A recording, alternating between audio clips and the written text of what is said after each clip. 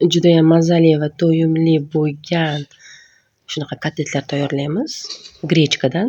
Bir kosa grechkani yuvib, bitta piyoz va bitta sabzini mayda cho'rkadan chiqarib, qizib turgan yog'da yaxshilab qovurib olamiz.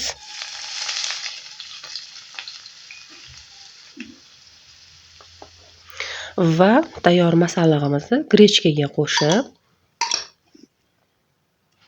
galina blanka kubiklarini maydalab ta'm berish uchun qo'shib yuboramiz va quritilgan chesnok pripravasi, murch, tuz, ikkita tuxumni solib, yaxshilab choperda ezib olamiz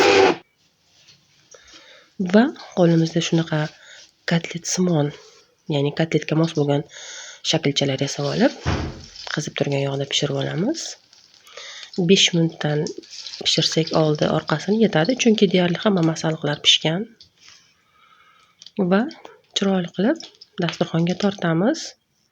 Video davomida shunchaki ko'rsatib beraman deb bitta kotletni o'zim bilmagan holda yeb qo'ydim. Juda ham mazali.